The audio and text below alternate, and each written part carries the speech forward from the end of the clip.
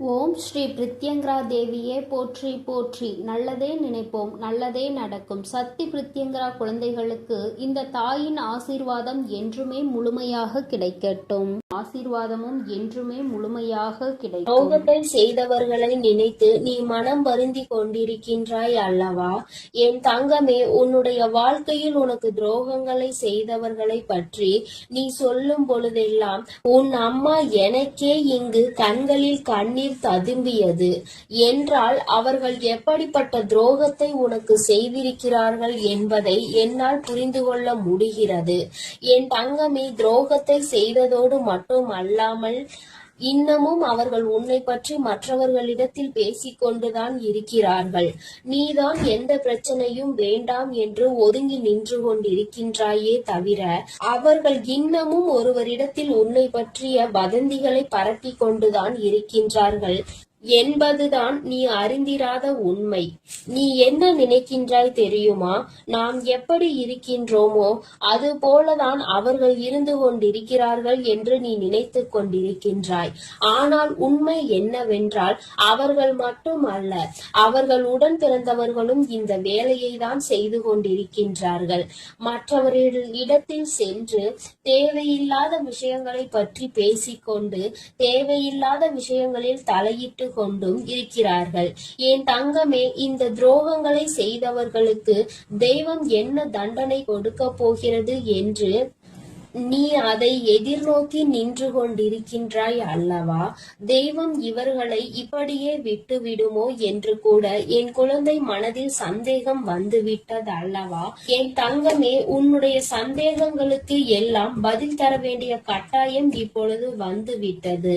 உன் அம்மா அதற்கு முன்பாக அவர்களுக்கு தண்டனை கிடைத்து விட்டது என்ற சந்தோஷமான செய்தியை சொல்வதற்காக தான் இன்று உன் தாயானவள் ஓடோடி வந்திருக்கின்றாள். இந்த வராகி எப்பேற்பட்டவள் என்பது உனக்கு நன்கு அறிந்த விஷயம்தானே? உன்னுடைய தாயானவள் அத்தனை சுலபமாக யாரையும் மன்னித்து விட மாட்டாள் என்பதை என் பிள்ளை நீ நன்கு அறிந்த விஷயம்தானே? என் தங்கமே, உன்னுடைய வாழ்க்கையில் இத்தனை துரோகங்களையும் செய்துவிட்டு ஒன்றும் தெரியாதது போல இருந்து விட்டால் உன்னுடைய தாயானவள் நான் விட்டு விடுவேனா என்ன? ஆனால் அதற்கு முன்பாக உன் மீது என்னை விட அதிக அக்கறை கொண்ட உன்னுடைய குலதெய்வம் இதையெல்லாம் பார்த்து கொண்டு அப்படியே இருந்து விடுவார்களா என்ன? என் தங்கமே, உன்னுடைய குலதெய்வம் இன்று அவர்களுக்கான தண்டனையை வழங்கி இருக்கிறார்கள். குழந்தையே, அவர்களுக்கு கொடுத்த தண்டனை என்னவென்று கேட்டால் நிச்சயமாக என் குழந்தை நீ மகிழவும் செய்வாய். அதே நேரத்தில் உன்னுடைய நல்ல மனதிற்கு நீ வருத்தப்படவும் செய்வாய். ஏனென்றால் என் குழந்தையே, தனக்கு துரோகத்தையே செய்தவர்களுக்கு கூட நல்லதை மட்டுமே செய்ய வேண்டும் என்று நினைக்கின்ற எண்ணம் கொண்ட குழந்தை அல்லவா நீ? என் தங்கமே, உன்னுடைய எண்ணங்களினால் தான் நீ இன்னமும் இந்த வராகியின் முன்னால் நின்று கொண்டிருக்கிறாய் என்பதை இந்த நேரத்தில் நான் உனக்கு நினைவுபடுத்துகின்றேன். அதனால் உன்னுடைய இந்த நல்ல குணத்தில் இருந்து ஒரு நாளும் நீ மாறிவிடாதே. உன்னுடைய எண்ணங்கள் எப்பொழுதுமே உன்னை சுற்றி தெளிவாக இருக்க வேண்டும் என்பதை நீ புரிந்து கொள்ள வேண்டும். என் தங்கமே, ஒவ்வொரு நாளும் உன்னுடைய வாழ்க்கையில் நீ பட்ட அத்தனை அவமானங்களையும் உனக்கு தேடி கொடுத்தவர்களை இந்த தாயானவள் ஒரு கை பார்த்து விடலாம் என்று புறப்பட்ட பொழுதுதான் நான் அங்கு நடந்த அனைத்தையும் தெரிந்து கொண்டேன். நான் தெரிந்து கொண்ட விஷயம் என்ன தெரியுமா? உன்னுடைய குலதெய்வம் அவர்களை சந்திக்க சென்றிருக்கிறார்கள் என்பதுதான். அவர்களினுடைய குடும்பத்தின் நிலையையும் நான் அப்பொழுதுதான் புரிந்து கொண்டேன். எல்லோருமே ஏதோ ஒரு வாழ்க்கையை வாழ்ந்து கொண்டிருக்கின்றார்களே தவிர யாருக்குமே மனதில் நிம்மதி இல்லை. அதற்கு காரணம் என்னவென்று நானும் ஆராய்ந்து பார்த்தேன். நாம் அல்லவா அவர்களுக்கு தண்டனையை கொடுக்க வேண்டும் என்று புறப்பட்டு வந்தோம். இங்கே வந்து பார்த்தால் அவர்கள் ஏற்கனவே ஏற்கனவே தண்டனையை பெற்று வாழ்க்கையில் நல்ல நிலையில் இல்லாமல் வேதனைப்பட்டு கொண்டிருக்கிறார்களே என்று எனக்கு தோன்றியது. உடனே இது யாரால் கொடுக்கப்பட்டது, எதனால் நடந்தது என்று நான் தெரிய முயற்சி செய்யும் பொழுதுதான் உன்னுடைய குலதெய்வத்தினை நான் எதிரில் கண்டேன். அவர்கள் என்னிடம் சொன்ன அந்த விஷயங்களை தான் நான் இப்பொழுது உன்னிடம் சொல்லிக் கொண்டு இருக்கின்றேன். என் தங்கமே, இப்பொழுது அவர்கள் சொன்ன விஷயத்தை நான் உனக்கு சொல்கிறேன், கவனமாக கேள். அவர்கள் மனவேதனை அடைந்து இதனை என்னிடத்தில் பகிர்ந்து கொண்டார்கள். என்னிடத்தில் அவர்கள் சொன்ன விஷயத்தை நான் உன்னிடத்தில் அப்படியே சொல்லி விடுகின்றேன். இந்த வராகி ஒரு நாளும் தேவையில்லாத எந்த விஷயங்களையும் உன்னிடத்தில் சொல்ல மாட்டாள் என்று நம்பினால் மட்டும் என் பிள்ளையே, நீ இதனை முழுமையாக கேட்க வேண்டும். அப்பொழுதுதான் இந்த வார்த்தைகளினுடைய அர்த்தங்களும் உணர்வுகளும் உன்னை வந்து சேரும் என்பதை நீ மறந்து விடாதே. என் தங்கமே, உன் குலதெய்வம் என்னிடத்தில் சொன்ன வார்த்தைகள் என்ன தெரியுமா? அவர்கள் உனக்கு ஏற்பட்ட துரோகங்களை கண்டு கொண்டிருந்தார்களாம். எந்த எல்லைக்கு தான் இவர்கள் செல்வார்கள் என்று அவர்களும் எதிர்பார்த்து நின்று கொண்டிருந்த நேரத்தில் தான் இவர்களின் ஆட்டம் ஒரு எல்லையை மீறி சென்று கொண்டிருந்தது. அவர்கள் மனம் வேதனை அடைந்து விட்டார்கள். மனவேதனையின் உச்சம் அவர்களை தண்டித்து விட வேண்டும் என்கின்ற அளவிற்கு கோபம் வந்துவிட்டது. ஒருவராக இருந்தால் பரவாயில்லை, ஒட்டுமொத்த குடும்பத்தோடு சேர்ந்து ஒரே ஒருவருக்கு துரோகத்தை செய்து அவரை பழிவாங்க வேண்டும் என்று நினைப்பது எத்தனை பெரிய தவறு. அது அவர்களினுடைய பிள்ளை, என்னுடைய பிள்ளை வாழ்க்கையில் ஒரு நாளும் யாருக்கும் எந்த துரோகத்தையும் செய்ய நினைக்காத பிள்ளை தன்னிடத்தில் வேண்டும் என்று யாரேனும் கையேந்தி விட்டால் தனக்கு இல்லை என்றாலும் கூட எடுத்து கொடுத்து விட்டு செல்லக்கூடிய பிள்ளை. அப்பேற்பட்ட ஒரு பிள்ளைக்கு இவர்கள் காலம் காலமாக ஓடி ஓடி செய்து கொண்டிருக்கின்ற துரோகங்களை கண்டு இந்த அம்மாவின் மனம் பதைத்து விட்டது என்று உன்னுடைய குலதெய்வம் என்னிடத்தில் சொன்னார்கள். உன்னுடைய துரோகிகளினுடைய மனதில் அந்த எண்ணங்கள் அடங்குவதாக தெரியவில்லை. அதனால் உடனடியாக இவர்களுக்கு தண்டனையை கொடுத்துவிட வேண்டும் என்று முடிவு செய்து அவர்கள் கொடுத்த தண்டனை என்ன தெரியுமா? அவர்களின் மீது இருந்த உன்னுடைய குலதெய்வத்தின் பார்வை திரும்பிவிட்டது. இனிமேல் அவர்களின் மீது உன்னுடைய குலதெய்வத்தின் பார்வை ஒருபோதும் செல்லாது. அவர்கள் எப்பொழுதுமே இனி அவர்களினுடைய வேண்டுதலையும் செவி கொடுத்து கேட்க மாட்டார்கள். அவர்கள் குடும்பத்தில் எந்த ஒரு விஷயங்களுக்கும் இவர்கள் சென்று நிற்கவும் மாட்டார்கள். அவர்களுக்கு இவர்கள் ஒரு நாளும் எந்த விதமான ஆசைகளையும் எந்த விதமான வேண்டுதல்களையும் நிறைவேற்றி தர மாட்டார்கள். என் தங்கமே, இவர்கள் எந்த விதமான ஆசீர்வாதங்களையும் அவர்களுக்கு வழங்கவும் மாட்டார்கள். இப்பேற்பட்ட ஒரு தண்டனையை அவர்கள் கொடுத்து இருக்கிறார்கள். அதாவது அவர்களுக்கு தெரியாத ஒரு விஷயம், கோவிலுக்கு வருவார்கள், தெய்வத்தை வணங்குவார்கள், செல்வார்கள். ஆனால் தெய்வத்தினுடைய அருளும் அன்பும் அவர்களுக்கு கிடைக்கவில்லை என்பதை அவர்கள் ஒரு நாளும் உணரப் போவதில்லை. வெறும் வார்த்தையாக மட்டும்தான் தெய்வத்தை வணங்கி கொண்டிருக்கிறார்கள். உன் குலதெய்வத்தினுடைய அன்பினை இனி ஒரு நாளும் அவர்கள் பெற்றுவிட முடியாது. எந்த ஒரு சூழ்நிலையிலும் ஒரு குலத்தினை காக்கின்ற தெய்வத்தின் முன்னால் சண்டையிடக் கூடாது என்று தெரியாத இந்த பிள்ளைகள் வாழ்க்கையில் இனி நான் எந்த விஷயத்தையும் செய்து கொடுக்க போவது கிடையாது என்று உன்னுடைய குலதெய்வம் மனவேதனைப்பட்டார்கள். இப்படிப்பட்ட தண்டனையை அவர்களுக்கு கொடுத்து விட்ட பிறகு இனிமேலும் இவர்கள் வாழ்க்கையில் அனுபவிப்பதற்கு என்று வேறு எதுவும் இல்லை. என் தங்கமே, அதனால் உன்னுடைய குலதெய்வம் கொடுத்த தண்டனையை அதிகம் என்பதை நீ புரிந்து கொண்டு உன் அம்மா நான் திரும்பி வந்து விட்டேன். என் தங்கமே, அவர்கள் வாழ்க்கையில் ஒவ்வொரு விதமான கஷ்டங்களையும் அனுபவிக்கிறார்கள். ஒவ்வொரு விதமான சூழ்நிலைகளும் அவர்களை காயப்படுத்தி கஷ்டப்படுத்தி கொண்டுதான் இருக்கிறது. ஆனால் அவர்கள் எதையுமே வெளியில் சொல்வதில்லை. அப்படியே மறைத்து வைத்து வெளியில் சொன்னால் எங்கே நாம் செய்த தவறினால் நமக்கு கடவுள் கொடுத்த தண்டனை என்று சொல்லி விடுவார்களோ என்று நினைத்து சொல்லாமல் இருக்கிறார்கள். மாறாக அவர்கள் ஏன் என்றால் மற்றவர்களை பார்த்து இதே வார்த்தையை சொல்லி இருக்கிறார்கள் அல்லவா? ஒருவருக்கு ஏதேனும் பிரச்சனைகள் வந்து விட்டால் தெய்வம் தண்டனை கொடுத்து விட்டது என்கின்ற வார்த்தையை எளிதாக பிரயோகித்தார்கள். இன்று அதே வார்த்தை நம் பக்கம் திரும்பும் என்ற பயம் அவர்களுக்கு இருக்கிறது. என் பிள்ளையே, ஒரு விஷயத்தை தெளிவாக புரிந்து கொள்ள வேண்டும். தெய்வம் ஒரு நாளும் தன்னுடைய குழந்தைகளை தண்டிக்காது. அவர்களுக்கு திருந்துவதற்கான வாய்ப்புகளை தான் கொடுப்பார்கள். அதையும் மீறி ஒரு குழந்தைக்கு தெய்வத்திடம் இருந்து தண்டனை கிடைக்கிறது என்றால் அவர்கள் வாழ்வதற்கே தகுதியற்றவர்கள் என்பதை புரிந்து கொள்ள வேண்டும். என் தங்கமே, உனக்கு துரோகத்தை கொடுத்தவர்களுக்கு இத்தனை பெரிய தண்டனை கொடுத்தது உனக்கும் கூட கஷ்டமாக இருக்கலாம். ஆனால் இனி எதுவுமே செய்ய முடியாது. வாய்ப்புகள் கொடுக்கப்பட்டதை பயன்படுத்தாமல் அதை அப்படியே விட்டு விட்டார்கள். இனிமேல் அவர்கள் வாழ்க்கைக்கான பொறுப்பினை அவர்கள்தான் ஏற்றுக்கொள்ள வேண்டும்.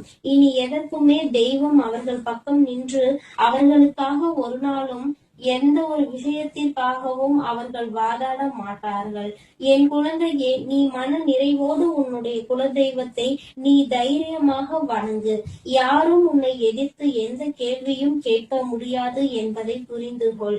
என் தங்கமே, இன்று இருக்கின்ற சூழ்நிலையில் எப்பொழுதும் உன்னுடைய குலதெய்வம் உன்னோடு நின்று உனக்கு உறுதுணையாக நிற்பார்கள் என்பதை மட்டும் மனதில் வைத்துக் கொண்டு என் பிள்ளை, நீ சந்தோஷமாக உன் வாழ்க்கையை வாழ தொடங்கு. என் அன்பு பிள்ளைக்கு இந்த வராகியினுடைய ஆசீர்வாதங்களும் உன் குலதெய்வத்தினுடைய அன்பும் அருளும் எப்பொழுதும் முழுமையாக கிடைத்து கொண்டே இருக்கும். என் தங்கமே, அதனால் நீ எதற்காகவும் கலங்காதே, எதை நினைத்தும் வருந்தாதே. நீ நல்லதையே நினைத்தால் உன் வாழ்வில் எல்லாம் உனக்கு நல்லதாக மட்டுமே நடக்கும். என் தங்க பிள்ளையே, இன்று உன் குலதெய்வம் உனக்கு சந்தோஷமான ஒரு செய்தியை தான் கொண்டு வந்திருக்கின்றேன். என் தங்கமே, உன்னை முடக்க வேண்டும் என்று பல முயற்சிகளை செய்து இன்று இந்த தாயானவளின் கட்டுக்குள் சிலர் வந்திருக்கின்றார்கள். என் பிள்ளை, அப்படியே என்னுடைய கட்டுக்குள் வந்தவர்கள் யார் என்பதை தெரிந்து கொண்டால் நிச்சயமாக நீ மனமகிழ்ச்சி அடையத்தானே செய்வாய். அந்த மனமகிழ்ச்சியை உன்னிடத்தில் இருந்து காண்பதற்காக தான் இன்று உன்னுடைய தாயானவள் உன்னை காண வந்திருக்கின்றேன். என் தங்கமே, உன்னுடைய வாழ்க்கையில் உன்னை சுற்றி சூழ்ச்சிகள் பலவிதமாக நடந்தது. சிலர் உன்னை பார்த்து பொறாமை கொண்டார்கள். சிலர் உன் மீது கண் திருஷ்டியினை வைத்தார்கள். ஆனால் ஒரு சிலர் உன்னை முடக்கி அழிக்க வேண்டும் என்று நினைத்தார்கள். அவர்களுக்கு உன்னை கண்டாலே நீ இன்னமும் இருந்து கொண்டிருக்கிறாயே என்பது போன்ற ஒரு எண்ணம். இது போன்ற எண்ணங்களை கொண்டு உன்னை சுற்றி சுற்றி வந்ததோடு மட்டுமல்லாமல் நீ சிரித்தால் அவர்களும் நல்லவர்கள் போல சிரிப்பார்கள். நீ என்ன சொன்னாலும் அதை அவர்கள் ஒன்றும் தெரியாதது போல தலையாட்டி கேட்பார்கள். எல்லா விஷயங்களை தெரிந்து வைத்து கொண்டே உன்னிடத்தில் ஒன்றும் தெரியாதது போல நடித்து கொண்டிருந்தார்கள். இது போன்று உன் வாழ்க்கையில் உன்னை அழிக்க சூழ்ச்சிகளை செய்தவர்கள் என் தங்கமே, நீ சில நேரங்களில் உன் வாழ்க்கையில் என்ன நடக்கிறது என்று புரியாமல் தவித்து நின்று கொண்டிருப்பாய். நமக்கு யாரேனும் எதையும் செய்து விட்டார்களா? நம்மை அழிக்க நினைக்கின்றார்களா? நமக்கு செய்வினைகளை செய்து விட்டார்களா என்று எண்ணி நீ பயந்து கொண்டிருக்கிறாய். ஏனென்றால் வாழ்க்கையில் வருகின்ற பிரச்சனைகள் ஒவ்வொன்றும் அப்படி உன்னை புரட்டி எடுத்து ஒன்று போனால் அடுத்தது ஒன்று மீண்டு வர முடியாமல் நீ தவித்து நின்று கொண்டிருக்கின்றாய். பல நேரங்களில் யாரோ உன்னை முடக்கி போட்டது போல அடுத்த அடி கூட எடுத்து வைக்க முடியாமல் நீ தவித்து நின்று கொண்டிருக்கின்றாய் என் தங்கமே. ஆனால் அந்த நேரத்தில் எல்லாம் நீ இந்த தாயானவள் என்னை அழைத்து அதிலிருந்து விடுபட்டு சென்றிருக்கின்றாய். என் பிள்ளையே, இதையெல்லாம் உன் அம்மா நான் பார்த்து கொண்டிருந்தேன் அல்லவா? அப்படியானால் இதற்கு ஒரு முடிவினை நாம் கொடுத்துவிட வேண்டும் என்று நான் எண்ணிவிட்டேன். அதைதான் உன்னுடைய வாழ்க்கையில் நான் செயல்படுத்த தொடங்கினேன். அந்த நேரத்தில் தான் நான் புரிந்து கொண்டேன், இதற்கெல்லாம் காரணம் உனக்கு மிகவும் நெருக்கமானவர்கள், உன்னோடு இருக்கின்றவர்கள், உன்னோடு நல்லபடியாக பேசி கொண்டிருக்கின்றவர்கள் என்று. என் தங்கமே, நான் இந்த விஷயத்தை தெரிந்து கொண்ட நேரத்தில் முதலில் அவர்களை முடக்கி விடலாம் என்று நினைத்த பொழுதுதான் நான் புரிந்து கொண்டேன். அவர்கள் செய்த தவறை நாம் செய்ய வேண்டாம். எல்லோருக்கும் குடும்பம் என்ற ஒன்று இருக்கின்றது. அவர்கள் தனிப்பட்ட மனது என்ன சொல்கின்றதோ அதை செய்கின்றார்களே தவிர மற்றபடி அவர்களை சுற்றி இருப்பவர்கள் எல்லாம் அவர்களுக்கு வேண்டியவர்கள் எல்லாம் நன்றாக இருக்க வேண்டும் என்றுதான் அவர்கள் நினைக்கின்றார்கள் என்று. என் பிள்ளையே, என்னதான் இருந்தாலும் ஒருவரை நாம் பழிவாங்க வேண்டும் என்று நினைத்தாலும் அவர்களை சார்ந்து இருப்பவர்களின் வாழ்க்கையும் இதில் அடங்கி இருக்கிறது என்பதை நாம் நிச்சயமாக யோசிக்க வேண்டும். அவர்கள் நினைப்பது போல நாமும் யார் எக்கேட கெட்டு போனால் நமக்கென்ன என்று இருந்துவிடக் கூடாது அல்லவா? அதனால்தான் உன் தாயானவள் இதை பற்றி சற்று யோசிக்க வேண்டிய சூழ்நிலை வந்துவிட்டது. நான் யோசித்துதான் இந்த முடிவிற்கு வந்திருக்கின்றேன்.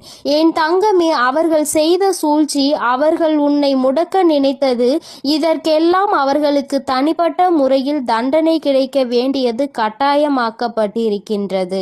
இந்த தண்டனையை அவர்கள் அனுபவிக்க வேண்டி இருப்பதனால் இந்த தாயானவள் அவர்களை முதலில் என்னுடைய கட்டுக்குள் கொண்டு வந்து விட்டேன். அப்படியானால் இப்பொழுது அவர்கள் என்னுடைய கட்டுப்பாட்டிற்குள் வந்து விட்டார்கள். என்னுடைய கட்டுப்பாட்டிற்குள் வந்த பிறகு அவர்களின் மனநிலையில் நிச்சயமாக மாற்றங்கள் வந்துவிடும். அவர்கள் செய்தது எல்லாம் எத்தனை பெரிய தவறு என்பதை அவர்கள் புரிந்து கொள்ள தொடங்கிவிட்டார்கள். இனிமேல் உன் பக்கமே திரும்பி பார்க்க கூடாது என்பதையும் அவர்கள் புரிந்து கொள்ள தொடங்கிவிட்டார்கள். என் தங்கமே, நீ நினைப்பது போல் அல்ல. பல மாற்றங்கள் அவர்களுக்குள் ஏற்பட்டிருக்கிறது. ஆனால் ஒன்று மட்டும் நிஜம், அவர்கள் உன்னுடைய வாழ்க்கையை அழிக்க நினைத்ததை நினைத்து இப்பொழுது சந்தோஷப்படுகின்றார்கள். ஏன் தெரியுமா? அப்படி நினைத்ததால் தானே இன்று இந்த தாயானவளினுடைய கைகளால் நம் வாழ்க்கையில் நமக்கு திருந்துவதற்கான வாய்ப்பு கிடைத்திருக்கிறது என்று அவர்கள் சந்தோஷப்படுகிறார்கள். ஆனாலும் இந்த அம்மா அவர்களுக்கு எல்லாவற்றையும் புரிய வைத்து விட்டேன். இனி ஒருபொழுதும் உன்னுடைய வாழ்க்கையில் அவர்களினுடைய தலையீடு நிச்சயமாக இருக்காது. அவர்கள் செய்த சூழ்ச்சி அவர்களுக்கே திரும்ப சென்றிருக்கும் பொழுது நிச்சயமாக இனி இது போன்ற ஒரு காரியத்தை செய்வதற்கு மனம் யாருக்கும் வந்துவிடாது. இந்த தாயானவளினுடைய அன்பினை பெற்ற குழந்தைகள் அல்லவா? நீ உன்னை முடக்க நினைப்பதும் என்னை முடக்க நினைப்பதற்கு சமம் அல்லவா? அப்படி செய்ய வேண்டும் என்று நினைத்துவிட்டு அவர்கள் எப்படி அமைதியாக இருக்க முடியும்? அவர்களுக்கான பிரச்சனைகளை அவர்கள் அனுபவிக்க வேண்டிய கட்டாயம் அல்லவா? என் தங்கமே, இன்று அவர்கள் தான் நினைத்ததை சாதித்து விட்டது போல ஒரு உணர்வினை கொண்டு வந்தார்கள். அந்த உணர்வை அவர்களுக்குள் இருந்து எடுத்து அவர்கள் செய்தது எத்தனை பெரிய தவறு என்பதனை அவர்களுக்கு நான் உணர்த்தி விட்டேன். என்னதான் இந்த தாயானவள் அவர்களுக்கு அறிவுரை வழங்கினாலும் நான் அவர்களுக்கு ஆசிகளை ஒருபொழுதும் வழங்கவில்லை. அவர்களின் வாழ்க்கை அவர்களின் பொறுப்பு. அவர்கள் செய்த பாவத்திற்கு பலனும் அவர்களுக்கு நிச்சயமாக கிடைக்கும். என் பிள்ளையாக அவர்கள் திருந்து விட்டார்கள் என்றால் இனி வாழ்க்கையில் அவர்களுக்கு நல்லது நடக்கும். மீண்டும் மீண்டும் அதே தவறை தான் செய்வார்கள் என்றால் இந்த வாழ்க்கையே அவர்களை அழித்துவிடும் என்பதில் எந்த ஒரு மாற்று கருத்தும் கிடையாது. வாழ வேண்டும் என்ற எண்ணம் மட்டும் இருந்துவிட்டால் போதாது. இந்த வாழ்க்கையை வாழ்வதற்கான தகுதி நம்மிடத்தில் இருக்கின்றதா என்பதையும் புரிந்து கொள்ள வேண்டும். அதையெல்லாம் உனக்கு நிச்சயமாக இருக்கின்றதா என்பதை புரிந்து கொள்ள வேண்டும். என் தங்கமே, இவர்களினுடைய மனதில் இருக்கின்ற எண்ணங்களை எல்லாம் நீ நிச்சயமாக ஒரு பொருட்டாகவே நினைக்காதே. அடுத்தவர்களுக்கு கெடுதல் நினைப்பது, அடுத்தவர்கள் வாழ்க்கையை முடக்க நினைப்பதும் ஒரு தொழிலா? இது போன்ற வேலையை செய்வதற்கு பதிலாக அவர்கள் வாழாமலே இருந்து விடலாம் என்றுதான் உன் அம்மா எனக்கு கோபம் வருகின்றது. என் தங்கமே, இருந்தாலும் இவர்களை சார்ந்தவர்கள் எந்த கஷ்டமும் படக்கூடாது. இவர்கள் செய்த தவறுக்கு இவர்களின் சந்ததிகள் என்ன செய்வார்கள்? ஆனாலும் இவர்கள் செய்த பாவம் அவர்களை துரத்துவதை யாராலும் நிறுத்த முடியாது. அந்த பாவத்தை நாம் தூக்கி சுமக்க வேண்டாம் என்றுதான் அம்மா சொல்கின்றேன். என் தங்கமே, நீயும் அவர்களுக்கு ஒரு விஷயத்தை செய்யும் பொழுது அது அவர்கள் குடும்பத்தை பாதிக்கிறது என்றால் அந்த பாவம் உன்னை வந்து சேர்ந்துவிடும் அல்லவா? என் தங்கமே, அவர்கள் மிகவும் நல்லவர்களாக இருக்கலாம் அல்லவா? அதனால் என் பிள்ளையே, நீ யாரையும் வஞ்சிக்காதே. யார் மனதையும் நோகடிக்கும்படி நீ பேசிவிடாதே. அவரவர்கள் செய்வதற்கான பலன்களை அவரவர்கள் அனுபவிப்பார்கள். அவரவர்கள் வாழ்க்கையில் என்ன நடக்கின்றதோ அதற்கு அவர்களே பொறுப்பெடுத்துக் கொள்வார்கள். உன் வாழ்க்கையில் உனக்கு அவர்கள் செய்ததற்கான பொறுப்பினை நான் எடுத்துக் கொள்கின்றேன். என் தங்கமே, அவர்களை திருத்தி நல்வழிப்படுத்த வேண்டியது என்னுடைய பொறுப்பு. என்னுடைய கட்டுக்குள் இன்று வந்து நின்று கண்ணீர் சிந்தி கொண்டிருக்கின்றார்கள். அவர்கள் செய்த தவறை எண்ணி என்னிடத்தில் வருந்தி கொண்டிருக்கின்றார்கள். அம்மா, அவர்களை காப்பது நீ என்று தெரிந்திருந்தால் நான் நிச்சயமாக இது போன்ற தவறுகளை எல்லாம் செய்திருக்க மாட்டேன். தெய்வம் அவர்களுக்கு துணை நிற்கும் என்பதை அந்த நேரத்தில் நான் அறியவில்லை. இப்பொழுது எல்லா தவறையும் உணர்ந்து விட்டேன். இனி தெய்வத்தின் மீது எனக்கு நம்பிக்கை வந்துவிட்டது. தெய்வத்தின் மீதான பயமும் எனக்கு வந்துவிட்டது. அதனால் எந்த ஒரு தீங்கினையும் இனி ஒரு நாளும் செய்ய மாட்டேன் என்று அவர்கள் மனம் வருந்தி மன்னிப்பினை கேட்டு விட்டார்கள். என் தங்கமே, இனி ஒரு நாளும் நீ இதனை நினைத்து மனம் கலங்க வேண்டாம். இனி உன்னுடைய வாழ்க்கையில் எல்லாமே நீ நினைத்தது போல நடக்கும். இந்த எதிரிகள் இல்லாத, இந்த துரோகிகள் இல்லாத நிலையை உனக்கு வாழ்க்கையில் உருவாக்கி கொடுக்கும் நேரம் வந்துவிட்டது. சூழ்ச்சிகளை யார் செய்தாலும் இந்த தாயானவளின் கைகளால் அவர்களுக்கு தண்டனை நிச்சயம் என்பதை புரிந்துகொள். உடனே நீ நடக்கவில்லை என்பதற்காக மனதை தளரவிட்டு விடாதே. நிச்சயமாக அம்மா அதற்கான வேலைகளையும் அதற்கான நாளையும் குறித்து விட்டேன். மிக விரைவாகவே எல்லாம் நடக்கும் பொழுது நீ மனமகிழ்ச்சியினை நிச்சயமாக அடைந்து விடுவாய் என்பதில் எந்த ஒரு மாற்று கருத்தும் கிடையாது. என் தங்கமே, எப்பொழுதும் நீ சந்தோஷமாக இருக்க வேண்டும். சூழ்ச்சிகள் எல்லாம் உன் முன்னால் சுருண்டு போகும் என்பதனை புரிந்துகொள். என் தங்கமே, இந்த தாயானவளினுடைய ஆசீர்வாதங்கள் எப்பொழுதுமே உனக்கு முழுமையாக கிடைக்கும். அதனால் நீ எதற்காகவும் கலங்காதே, எதை நினைத்தும் வருந்தாதே. நீ நல்லதையே நினைத்தால் உன் வாழ்க்கையில் எல்லாம் உனக்கு நல்லதாகவே நடக்கும். என் தாயானவள் எப்போதும் உனக்கு துணையாக உன் இல்லத்திலே இருக்கிறேன். நீ செல்லும் இடத்திலெல்லாம் உனக்கு முன்பாக நான் சென்று கொண்டிருக்கிறேன் என்பதையும் நீ மறந்து விடாதே. என் செல்ல குழந்தையே, இன்று உன்னுடைய தாயானவள் உன்னிடத்தில் ஒரு விஷயத்தை பேசுவதற்காக நீண்ட நேரமாக காத்து கொண்டிருக்கிறேன். என் தங்கமே, உன்னுடைய வாழ்க்கையை அழிக்க நினைத்த துரோகிகளினுடைய நிலைமை இப்பொழுது என்னவாக இருக்கிறது என்பதை தெரிந்து கொள்ள வேண்டிய கட்டாயம் உனக்கு வந்திருக்கிறது. என் தங்கமே, இந்த தாயானவள் அவர்களுக்கு தண்டனை கொடுப்பதற்கு நான் சென்றிருந்தேன். ஆனால் உன்னுடைய குலதெய்வம் அந்த துரோகிகளுக்கு மிகப்பெரிய தண்டனையை கொடுத்து விட்டார்கள். என் தங்கமே, அது என்னவென்று நீ தெரிந்து கொள்ள வேண்டிய கட்டாயம் இப்பொழுது உனக்கு ஏற்பட்டிருக்கிறது. அதற்கு காரணம் என்ன தெரியுமா? என் பிள்ளை, உன்னுடைய வாழ்க்கையில் தெய்வங்கள் எதுவும் செய்யவில்லை, தெய்வத்தை வணங்குவதில் எந்த பலனும் இல்லை என்று நீ சொல்கிறாய் அல்லவா? நீ அதிலிருந்து தெளிவு பெற வேண்டும் அல்லவா? நீ உன் வாழ்க்கையில் தெய்வத்தை எந்த இடத்தில் வைத்திருக்கிறாய்? தெய்வம் உன்னை எந்த இடத்தில் வைத்து உனக்கு நல்லது செய்து கொண்டிருக்கிறார்கள் என்பதை நீ புரிந்து கொள்ள வேண்டும் என்பதற்காக தான் அம்மா இப்பொழுது உன்னிடத்தில் பேசிக் கொண்டிருக்கிறேன். என் தங்கமே, கண்களை மூடிக்கொண்டு சுற்றி இருப்பவை எல்லாம் இருட்டி போய்விட்டது என்று ஒரு நாளும் சொல்லக்கூடாது.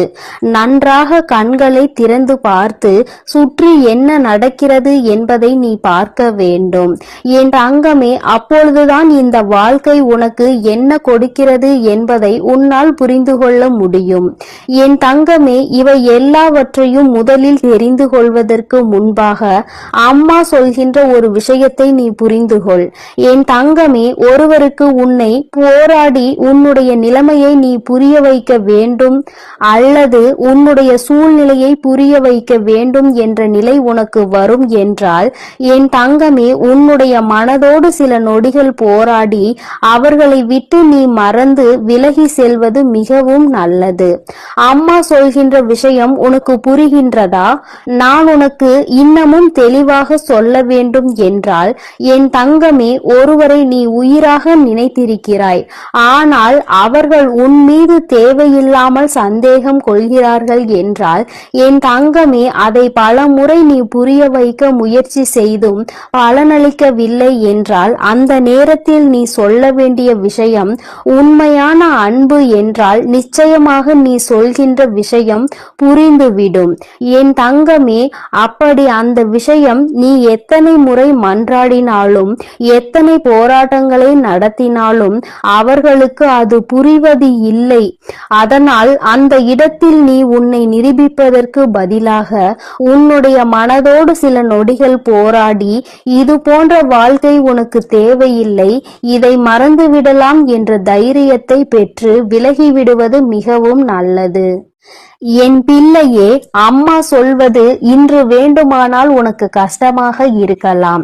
அது எப்படி என்னுடைய வாழ்க்கையை நான் விட முடியும்? என்னதான் நினைத்தாலும் என்னதான் செய்தாலும் அவர்களை விட்டு ஒருபொழுதும் நான் விலக மாட்டேன் என்று நீ சொல்லலாம். ஆனால் என் தங்கமே, உண்மை என்னவென்று நீ புரிந்து கொள்ள வேண்டும் அல்லவா? என் தங்கமே, உன்னுடைய வாழ்க்கைதான், நான் இல்லை என்று சொல்லவில்லை. என்னாலும் போராடி கொண்டே ஒரு வாழ்க்கையை எப்படி உன்னால் கடந்து செல்ல முடியும்? என் தங்கமே, இதையெல்லாம் நீ புரிந்து கொள்ள வேண்டும். இந்த வாழ்க்கையில் இதையெல்லாம் நீ கட்டாயமாக தெரிந்து கொள்ள வேண்டும். எல்லாவற்றையும் கடந்து நீ வாழ வேண்டும். ஓரிடத்திலேயே முடங்கி கிடக்க கூடாது. ஒருவருக்காக உன்னுடைய ஒட்டுமொத்த வாழ்க்கையையும் நீ வீணடித்து விடக் கூடாது என்றுதான் அம்மா உனக்கு சொல்கிறேன். சரி, இதை நீ புரிந்து கொண்டால் உனக்கு நல்லது. என் தங்கமே, இப்பொழுது நான் உன் வாழ்க்கையில் உனக்கு துரோகங்களை செய்தவர்களின் நிலை என்னவாக இருக்கிறது என்றும் உனக்கு சொல்கிறேன். அதனை நீ கேள். உன்னுடைய குலதெய்வம் அவர்களுக்கு என்ன தண்டனை கொடுத்தார்கள் என்பதையும் சொல்கிறேன். என் தங்கமே, உனக்கு காயங்களை கொடுத்தவர்கள் உனக்கு மிகவும் நெருக்கமானவர்கள், உன்னுடைய குடும்பத்தில் ஒருவர். என் தங்கமே, உன்னுடைய குலதெய்வம் முன் வந்து அவர்களுக்கு தண்டனை கொடுத்ததற்கு காரணம், அவர்களும் அவரினுடைய குலப்பிள்ளை அல்லவா? தன்னுடைய பிள்ளைகள் நல்லது செய்தால் சந்தோஷப்படுபவர்கள் தன்னுடைய பிள்ளை தவறு செய்தாலும் அதனை நிச்சயமாக தட்டி கேட்டு விடுவார்கள் என்பதில் எந்த ஒரு மாற்றமும் கிடையாது. என் தங்கமே, இப்பொழுது உன் வாழ்க்கையில் அதுதான் நடந்திருக்கிறது. உன்னுடைய குலதெய்வம் அவர்களுக்கு கொடுத்திருக்கிற தண்டனை எதிரிக்கு கூட வரக்கூடாது என்று நான் சொல்லி முடித்ததும் நீ நிச்சயமாக நினைப்பாய். ஏனென்றால் அவர்களுக்கு கொடுத்த தண்டனை அப்பேற்பட்ட தண்டனை. என் தங்கமே, குலத்தில் இருந்து கொண்டு எல்லோருமே ஒரே உறவாக இருந்து கொண்டு தன்னுடைய குலத்தில் இருக்கின்ற மற்றவர்களுக்கு காயத்தை கொடுப்பது நியாயமற்றது. இதையெல்லாம் கேட்பதற்கு யாரும் இல்லை என்று அவர்கள் நினைத்து விட்டார்களா?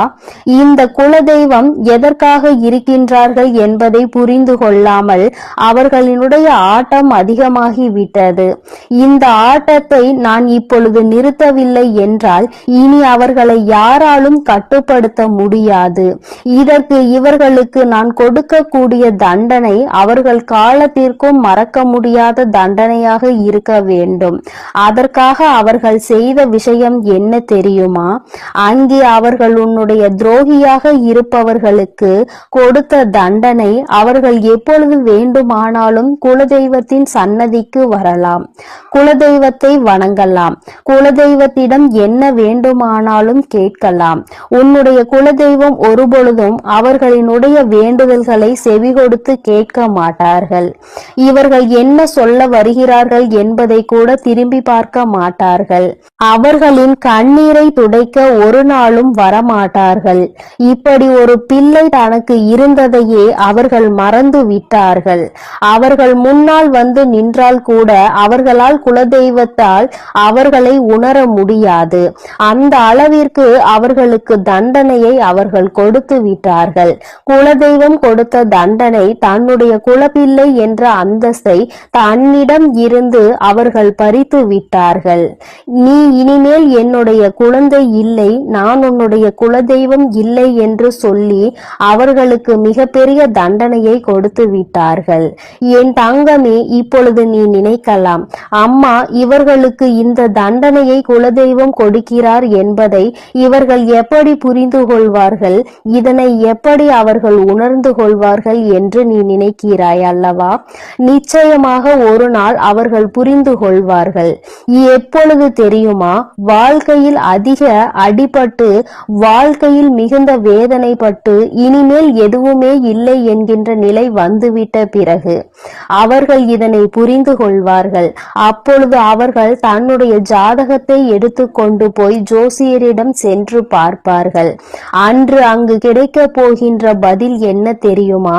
உன்னுடைய வாழ்க்கையில் உன்னுடைய குலதெய்வம் உன்னை காக்க நிற்கவில்லை. நீ உன்னுடைய குலதெய்வத்திடம் இருந்து ஒதுங்கி வைக்கப்பட்டிருக்கிறாய். நீ செய்த பாவங்கள் எல்லாம் உன்னை துரத்தி அடித்து கொண்டிருக்கிறது. அதனால் உன் குலதெய்வம் உனக்கு கொடுத்த தண்டனையில் இருந்து உன்னால் ஒருபொழுதும் தப்ப முடியாது. ஒருவேளை நீ மனம் திருந்தி விட்டாயானால், இனிமேல் யாருக்கும் எந்த தவறுகளும் செய்ய மாட்டாய் என்றால், உன்னை மன்னிக்க வேண்டியது உன்னுடைய குலதெய்வம்தான். ஏனென்றால் இன்று உன்னுடைய இந்த நிலைக்கு அவர்கள் உன்னை ஒதுக்கி வைத்ததுதான், அவர்கள் உன்னை கண்ணெடுத்து பாராமல் இருப்பதுதான் காரணம். அதனால் அவர்களின் காலடிதான் உனக்கு நிரந்தரமான தீர்வு என்பதை அவர்கள் புரிய வைப்பார்கள். என் தங்கமே, இது போன்ற சூழ்நிலையை அவர்கள் வாழ்க்கையில் நான் உருவாக்கி கொடுத்து விடுவேன். அதனால் யார் என்ன கெடுதல் செய்தார்கள் என்பதை எல்லாம் நினைத்து நீ வேதனைப்பட்டு கொண்டிருக்காதே. துரோகங்கள் செய்பவர்களும் மற்றவர்கள் வாழ்க்கையை கெடுப்பவர்களும் நல்லபடியாக வாழ்ந்து கொண்டிருக்கிறார்கள் என்று நீ ஒருபொழுதும் நினைத்து கொண்டிருக்காதே. என் தங்கமே, உன்னுடைய எண்ணங்கள் போல இந்த வாழ்க்கையில் நிச்சயமாக பல நல்ல விஷயங்களை இந்த தாயானவள் நான் உனக்கு நடத்தி காட்டுவேன். இன்று உன்னுடைய துரோகியின் நிலை என்னவென்பதை நீ புரிந்து கொண்டாய் அல்லவா? என் அன்பு குழந்தைக்கு இந்த சக்தி பிரித்யங்கராவின் அன்பும் ஆசீர்வாதமும் முழுவதுமாக கிடைக்கும். ஓம் ஸ்ரீ பிரித்யங்கரா தேவியே போற்றி போற்றி. ஓம் ஸ்ரீ பிரித்யங்கரா தேவியே போற்றி போற்றி.